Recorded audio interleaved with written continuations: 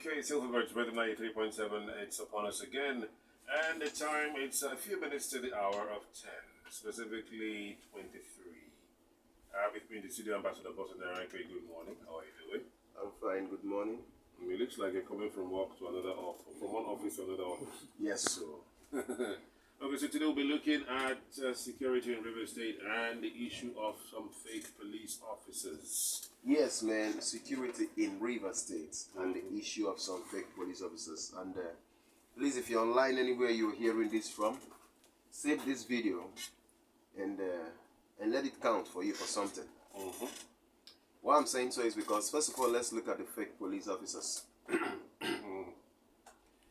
There are fake police officers everywhere in Nigeria, people impersonating the Nigerian police force. Wow. Now, okay, let me take it again. We have two categories of fake police officers. Okay. The first categories of fake police officers are people impersonating the police, saying they are police officers when they are not police officers. Okay. The second category are people who are actually police officers, but at the time being, they are not acting in line with the Police Act, utilizing the police uniform or position they have to perpetrate crime, such as extortion, like we used to hear in those days. Those are fake. Now, anytime a policeman is acting outside of the Police Act, outside of every law and every governing authority that has governed them, outside of anything lawful, at that point, the person is not a police officer. The person is acting on his or her own, and that cannot be ascribed to the police. Okay. This is why I tell people that the police as an agency is not corrupt, but certain individuals in that agency is corrupt. Yes, we know. So these are the two set of fake police officers we have. Today we are not going to be focusing on the other. We're going to focus on the first one. Okay. Now the first one are people who are not police officers at all, pretending to be police officers. That's what we call impersonation. Sometimes they go with uniform, sometimes they don't go with uniform. But now, the ones that are rampant now in Nigeria, mostly the southern part of Nigeria. Now, in the northern part of Nigeria, it's very difficult to find fake police officers. The reason is because they operate on a penal code. And under the penal code, the citizens have a lot of powers too. You understand? While in the southern part of Nigeria, we operate on a criminal code. Under the criminal code, the police is all and all. So because of that, it's easier to impersonate the police in the south because they have more powers here. Whereas in the north, they will be questioned. They are questioned. For example, during the EndSARS saga, there was not even one mistake that one person was shot in the north mistakenly. Have you ever heard that? No. But in the south, you heard about death and this, right? That is because in the north is penal code. What that means is that the citizens, the traditionalists, and everybody has a kind of equal, ample right to be part of security activities and question their activities and make sure they are involved in arrest and other things. So it's difficult to impersonate or to do certain things. You understand me? But in the south, where it is a criminal code we operate on, the police operate almost independently, and as such, impersonating them becomes something of great gain. You understand? The only impersonation you hear at times, it's not even impersonation, it's a war tactics between the insurgents and the army where they pretend to be soldiers and all of that, you know. But say normal police officers, no. Nobody can have that time for them. But in the south, it's very, very lucrative to do so. Why is it lucrative to do so? Because of what I have just said. You understand me? Now, let me narrow it down to a little to River State, Lagos State, and some of the eastern states. This is where you find most impersonators of the police. You find them in Lagos State, you find them in River State, you find them in Delta State, you find them in Anambra State, Enugu State, Imo State, a lot in Imo and Abia states. Do you know why? These states I've mentioned have a lot of commercial activities going on, and as such require a lot of maintenance of law and order. And because of the shortage we have in the police in Nigeria, of course we know we don't have enough police to police the Nigerian state. Because of these shortages, individuals who are criminally minded take up the opportunity and present themselves in places as police officers and then extort, harass, defraud people a lot. We have had cases of someone pretending to be an assistant commissioner still in this southern part of Nigeria. They even have photos and everything. In fact, he was growing in rank from CSP to assistant commissioner of police before he was arrested, you know. You understand me? And even people in his area believed him. You get? That's how much of impersonation we have. He had an office and everything. He has, if you enter his house, you see the pictures of his rank as he's growing. So, I don't know if you understand me. And he has been doing this. In fact, people over-respect him. Wow. They believe that he was an assistant commissioner of police. But he was an impersonator in the south. We've had cases of SS impersonation. Why? Because of the commercial activities in this southern part, especially the southeast. And because of the shortage of police officers. So individuals who are criminally minded utilize the opportunity to present themselves as police officers in strategic arrangements and places, and then defraud individuals, harass people, extort people. No, there was even a time you said there was one that was being called soldier, but he wasn't. You called him and asked him some questions. He wasn't a soldier. He yes. wasn't, but he was. Yes, the whole area knew him as soldier. Yes. When I started asking him questions, he wasn't a soldier. Because as a soldier, you operate on certain codes. You know, there are certain things as a soldier you must know. And if you're not a soldier, even if you learn those things, you will not know them. There are things you can't learn. It's like an orientation. Where your orientation stops, someone else's continues. So how do you define that this person's orientation is continuing that I don't know is authentic? You understand me? So there are some things that even if you learn it, if you are not it, you are not it. True. There is a boldness that comes with being something and standing for that thing. True. You understand? Now, when you meet someone who is not that thing and pretending to be that thing, he will not have that confidence because he doesn't know who he's talking to too. True. You understand me? This is how to find out fake police officers. Now, in the south, looking at, let me zero it down to Port Harcourt. I haven't talked about the south now. You notice that sometimes in some junctions, I've also encountered these fake police officers. In Elelewon area of River State, going to Akpajio. Abaro, Elelewon going to Akpajio. In Wimpy Junction area. Okay. Sometimes in my two areas, Okay. I'm telling the areas, some part of D-line, you understand me? And then some part of Odele Road. But these people are always in places where you have traffic mostly. Water lines. Now, for example, the one at Wimpy, the fake police officers at Wimpy, they don't wear uniform. Now, in that Wimpy Junction where you have the road going to Iwofe and then Wimpy Junction, the T Junction there is a police formation, a police station close by called it's called Umeprekon Police Division, but it's popularly known as Kala Police Station. Currently, the DPO has been very active. Her name is CSP Patience Adebayo. She's a Rivers woman married to a River person. And she's been very, very active, and thumbs up to the DPO of Kala Police Station. She's doing well. I just have to hail you today. Now, it's during her time now that all these things have been discovered. Most times, when the traffic personnel are not on duty, that's when these fake police take the opportunity. Okay. They are not controlling traffic. They don't wear uniform. But they have radios, and the radios are... Sometimes they have fake radio, sometimes they steal radio. I don't know how they get the radio. Some of the radios are close to that. Yes, by the transformer. They're always around by the transformer there. Now what they do is they watch out for vehicle, and if you are driving, they stop you and say, who asked you to come in? Have I asked you to move? And then they open your vehicle, and then one jumps in and that one follows. And then they tell you, revise, let's go to the station. Knowing fully well that a Nigerian will not go to the station. And then they corner you, and then they extort you. That's what they do. So one of them, I was driving out, and then he stopped me too and said, hey, I don't tell you to move. Stop this motor now. I'll be police. Open this door. I said, okay, you be police. I opened the door. Come in.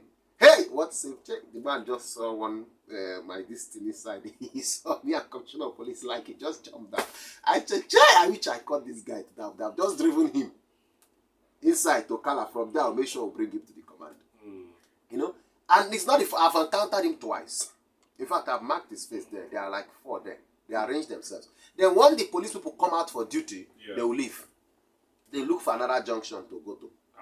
Within the same... Yes, they go to another junction where you don't have police.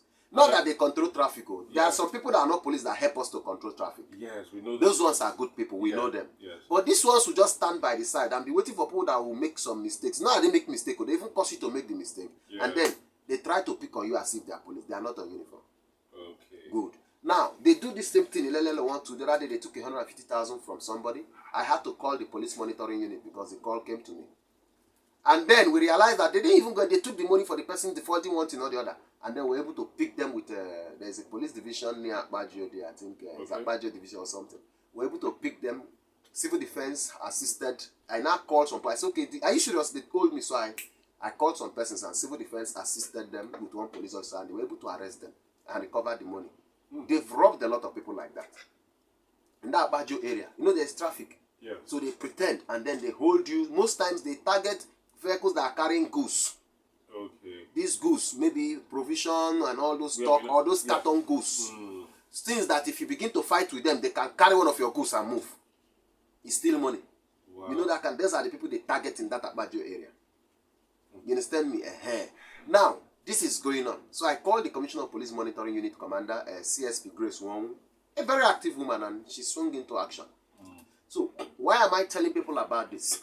I realized that fake impersonators can only succeed where the public are not security conscious and where the public do not have a good relationship with the police. That's when impersonators can succeed. If the public is security conscious, and you cannot be security conscious without having a relationship with security agencies. True. You understand me?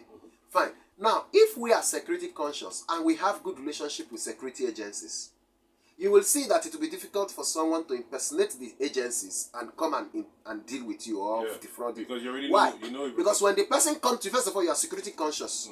So you know approaches and what to take. Secondly, you're close to the security agencies. So you know who to call to verify things. True. But because of our notion about the police, of which even recently the police are doing well. Recently, we've not had cases of extortion. Especially in Rivers State. We've not even had cases of intimidation. The other day, I was with the Commissioner of Police and we're coming from MOR.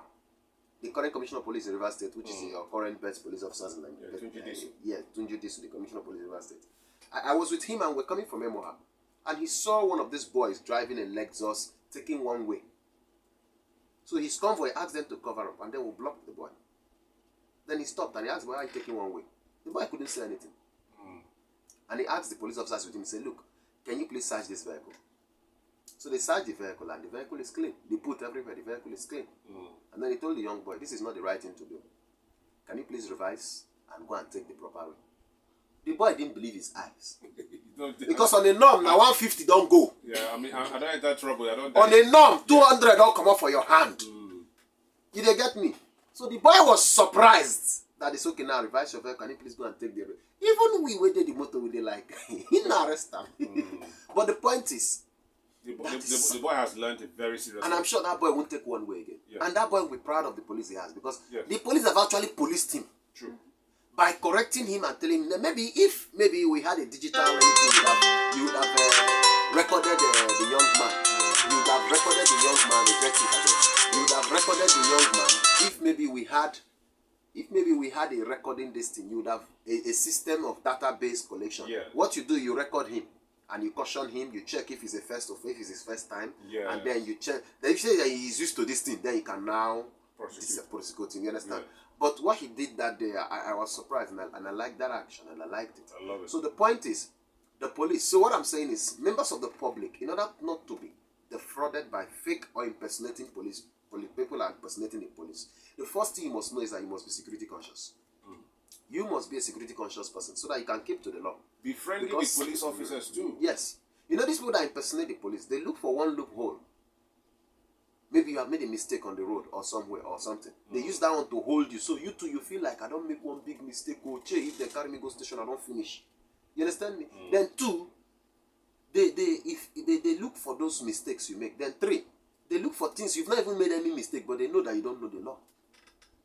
Now, to be security conscious means to know the law and to be law abiding too. Part of being security conscious is to be law abiding, which means you must know the law. Leave me law, no day this country. My brother, go to court every day, you know that we have law. It's just that you've not got into the law court. That's why you don't know we have law. We have law in this country. Forget whether they are obeying it or not. You obey the law. Stay safe from the law. That's one. So when somebody is harassing you, you have the confidence to tell him, what have I done? You want to take me to the station? Can we go to the station now? You get me? Now, if you are not a security conscious person, you will know these things. If you're not friendly with the authorities, you will know these things. So I want to urge Nigerians, be law-abiding, be friendly, and be security conscious. Then, when police officers come to arrest you, it's not a bad thing. Police officers can come and arrest you. You should be able to know the kind of questions to ask them. Because if they are real police officers and they invite you to the station or they come to arrest you, and you refuse arrest, you have committed a crime. You understand me? By refusing arrest, you have committed a crime.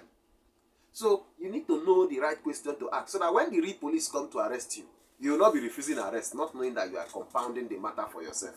You understand? Yeah. So you need to know the right questions to ask people to verify if they are police officers. For example, now let me give them this free tip and move to the next one. Wherever you are in this country and a police officer is coming to arrest you, that police officer coming to arrest you, he must either be from the closest police formation there, or even if he's from another state coming to arrest you, maybe they've been following you from Lagos State to Rivers State to arrest you, he must have reported to the state police command. After reporting, he must have also reported to the state CID in that state, and probably reported to that closest police station around you. Sure. He must have come to the close police station around you to book himself that he's here from Susu place. He's here from Lagos. For example, the police officer is coming from Lagos to arrest somebody in Port Harcourt. What they do is they are supposed to come, present themselves to the Commissioner of Police, who will now approve their movement in the town. And then they will go to the state CID, present themselves. And after that, they will present themselves also in the close police station that is in that environment they are coming to arrest you. Why they do all these things is so that if something happens and there is exchange of gunfire, maybe the person they are arresting has arms and there is exchange of gunfire, the police will know that we have people from Lagos that are actually carrying out an operation here. So if they are responding, they will be careful. Because they have people already there. Yeah. You get? But when nobody inform anybody, you just come. You can't come now. They can even make mistake and think you are a criminal and kill you. Because you are not operating in the state.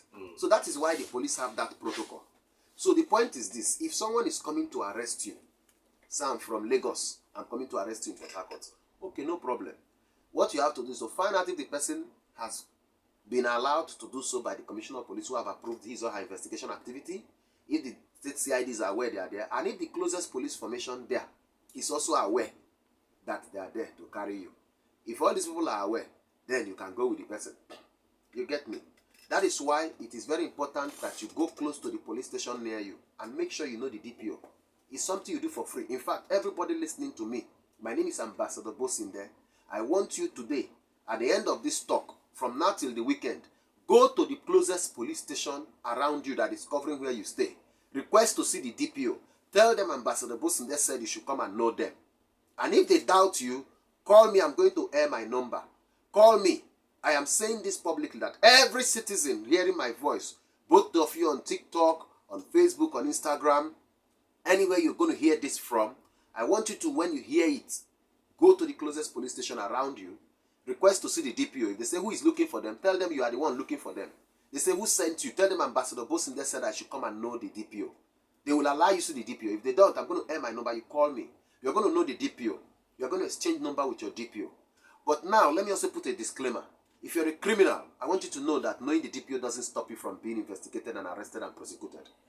Let that be a disclaimer, so you know. We are not here to support criminal activities. So take note.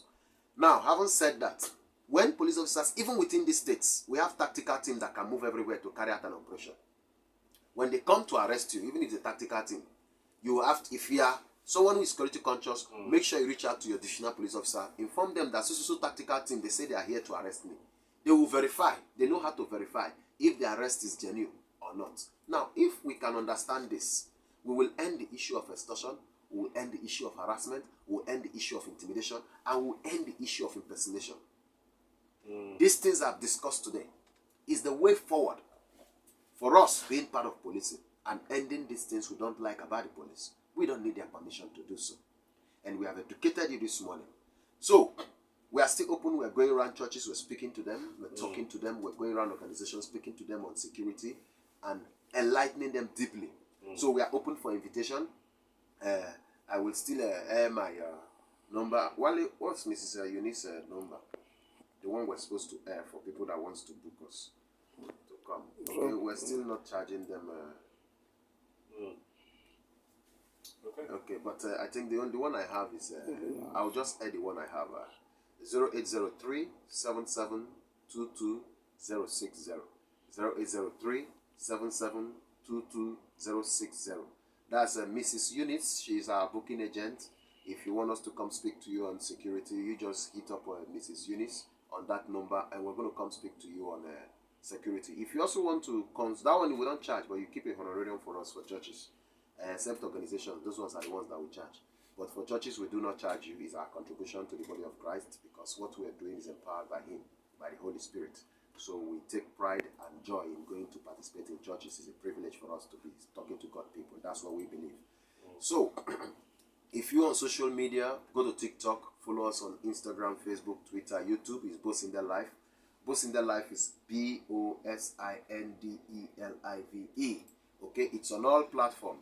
Okay, you follow us. Every day we are like this now. We're also live on TikTok. Every day we're live on TikTok. You can go follow our videos and try your best to. Our TikTok is monetized, so go there and dash us all the diamonds you have, so that we can change it and use the money to keep pushing what we're doing. Okay, we are open too for supports and donations for people that would like to make donations to push security orientations deep. Please, that number we had earlier, you can still call them. That's 0803 7722 060. You can still call that number and make your donations. We have an NGO that you can make the donation to the NGO's account, and it can be used, and whatever the money is used for, you can request for an account of what the money was used for. That's how we work, okay? So it's okay, what did you do with the 10 million, 100 million I gave you? We'll tell you what we did with it. We'll account for it. That's how we run that part of the NGO. So we can push this security orientation to everywhere in this country. I'm also looking at the Rivers State government. I have a lot of ideas I think the governor of Rivers State needs. So I'm looking forward to his call also to be able to have a meeting with the governor of Rivers State. There's a lot of idea I think he needs, both latent ideas and kinetic ideas for the state security, and non-kinetic ideas, as well as normal general ideas that he needs to run the state and do security activities. Okay, my name is Ambassador Bosinda. It's been nice hanging out with you. Okay. Thank you. Thank you very much. Okay.